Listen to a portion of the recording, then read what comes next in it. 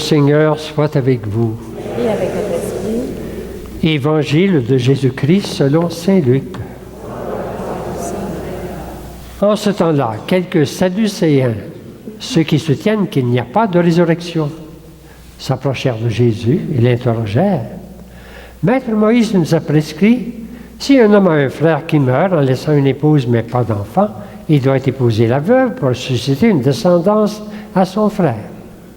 Or, il y avait 7 frères. Le premier se maria et mourut sans enfant.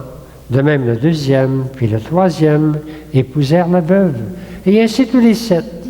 Ils moururent sans laisser d'enfant. Finalement, la femme mourut aussi. Eh bien, à la résurrection, cette femme-là, de quel d'entre eux sera-t-elle l'épouse, puisque les 7 l'ont eu pour épouse? Jésus leur répondit, « Les enfants de ce monde prennent femme et mari, mais ceux qui ont été jugés dignes d'avoir part au monde à venir et à la résurrection d'entre les morts ne prennent ni femme ni mari, car ils ne peuvent plus mourir. Ils sont semblables aux anges. Ils sont enfants de Dieu et enfants de la résurrection. Que les morts ressuscitent, Moïse lui-même le fait comprendre dans le récit du buisson ardent, quand il appelle le Seigneur le Dieu d'Abraham, le Dieu d'Isaac, le Dieu de Jacob. Il n'est pas le Dieu des morts, mais des vivants. Tous, en effet, vivent pour lui. Acclamons la parole de Dieu.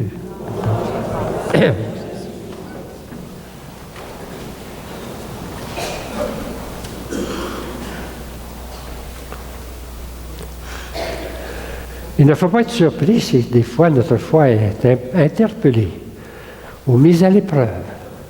Et je pense qu'il nous arrive souvent dans le monde dans lequel on vit, où notre foi est mise à l'épreuve. C'est pas mauvais d'être mis à l'épreuve, mais notre foi est mise à l'épreuve. Et aujourd'hui, bien, on peut y penser un peu. Ça m'est arrivé récemment, on parle beaucoup d'aide à mourir. Aide à mourir.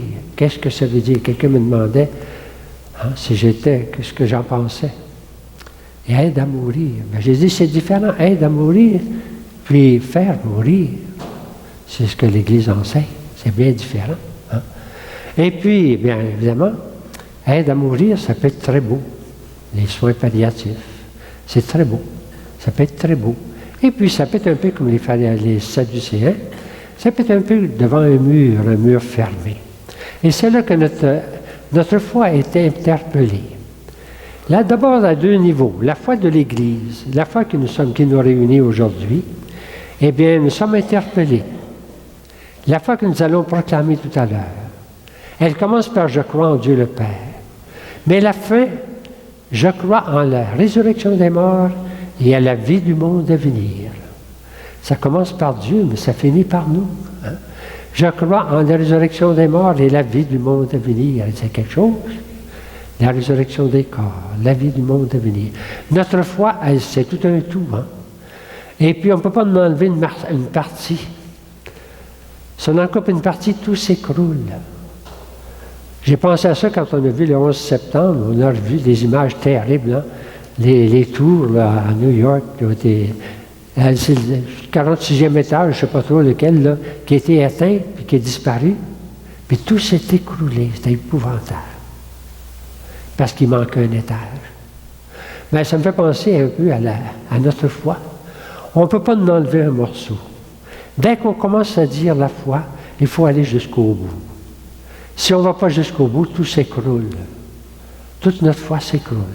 Et la foi en la vie spirituelle, la vie éternelle, c'est tellement important aujourd'hui, dans toutes les lectures qu'on vient de faire, que c'est notre foi qui est un peu interpellée. Hein? On ne peut pas la couper, la foi. Je crois en la vie éternelle. C'est la foi de l'Église. Mais en même temps, je dois un peu me demander, mais ma foi, moi, comment je crois? Hein? Je dis la foi de l'Église, mais moi aussi, comment je crois? Comment je vais dire ma foi? Eh bien, je vais essayer de vous dire comment je dis ma foi. Pour que vous autres aussi, vous trouviez votre façon. Comment est-ce qu'on dit notre foi, nous autres, chacune d'entre nous? Eh bien, j'ai trouvé 4 mots. 4 mots pour dire ma foi aujourd'hui. Ils commencent tous par la lettre P, par hasard. C'est facile à retenir. Hein? Et le premier mot, c'est le Père. Je crois en Dieu le Père. Qu'est-ce que ça veut dire? Ça veut dire que je crois que Dieu a un cœur de Père.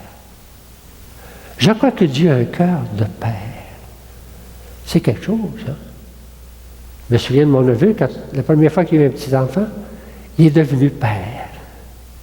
Il est devenu Père. Hein? Hein? Les pères connaissent ça. Hein? Dieu a un cœur de Père. Pourquoi? Parce qu'il a un fils. Il a un fils. Dieu a un fils. Il a un cœur de Père. Et quand on prie le Père, on prie quelqu'un qui a un cœur de Père. Et c'est ce cœur-là qui nous ouvre à nous autres aujourd'hui.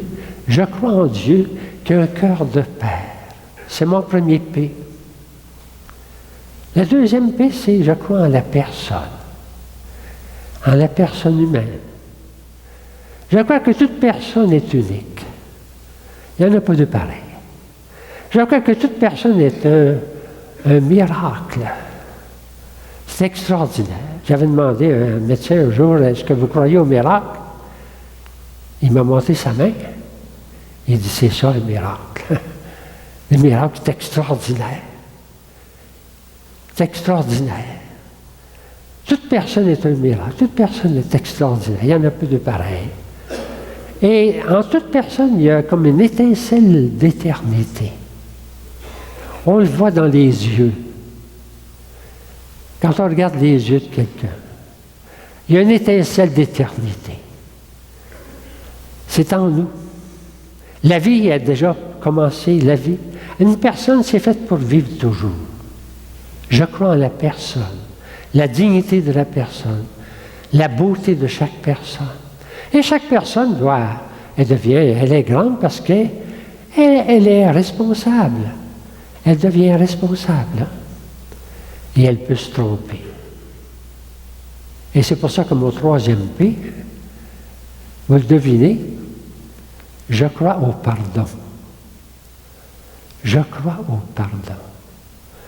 Je ne crois pas que quand on fait des erreurs, c'est un mur. C'est fermé. Le pardon, c'est quelque chose qui est toujours ouvert. On va fermer la porte de la miséricorde. Bien, on ne peut pas fermer le pardon de Dieu. J'aime pas l'expression « fermer la porte », parce qu'on ne va pas fermer la porte du pardon de Dieu, elle va être toujours ouverte. Le pardon de Dieu, c'est le cœur du Père qui est toujours ouvert. Le pardon est toujours offert. Il n'y a pas de limite. Je crois au Père. Je crois en la personne qui a déjà la vie, l'étincelle de vie en elle, et je crois au pardon. Et finalement, j'ai un quatrième P. Je crois en la prière. Je crois en la prière. La prière, c'est ce qui nous met réunis à Dieu. Je crois qu'on peut être unis à Dieu, on peut être Je crois que quand on prie, il y a quelqu'un qui m'écoute. Et que ma prière a cette puissance d'aller vers Dieu, c'est quelque chose. Alors, si j'avais à résumer ma foi, moi, après avoir dit la foi de l'Église, je dirais, moi, je crois en Dieu qui a un cœur de Père.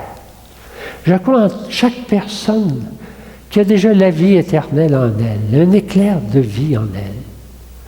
Je crois au pardon qui est l'ouverture toujours. On peut toujours reprendre. Le cœur de Dieu n'est jamais fermé. Et je crois en la prière qui nous unit à Dieu. Alors, si j'avais à dire ma foi, moi, je le dirais dans ces 4 mots-là. Vous avez peut-être votre façon de dire à quoi je crois, qu'est-ce qui me fait vivre? Eh bien, c'est la foi de l'Église, mais la foi qui est devenue la mienne. Et puis, bien, je terminerai ça par un grand A. Tout ça est couvert de l'amour. Le Père, c'est l'amour. Hein? On pourrait dire, tout ce que nous croyons, c'est dans l'amour de Dieu. C'est comme un grand A. Et si on tournait le A à l'envers, ça devient un V. Je crois en la vie. Je crois en la vie. C'est très beau. Aujourd'hui, nous sommes invités à renouveler cette foi en la vie éternelle. En la vie éternelle. Je termine avec un petit mot de Saint Paul. Saint Paul, quand il parle des morts, vous savez ce qu'il dit? Ils se sont endormis dans le Seigneur. Ça ne peut pas être plus beau. C'est plein de douceur. c'est plein d'amour. Ceux qui se sont endormis dans le Seigneur. Accompagner des gens qui s'endorment dans le Seigneur, c'est très beau. Mais il faut croire au Seigneur. Il faut croire dans la vie.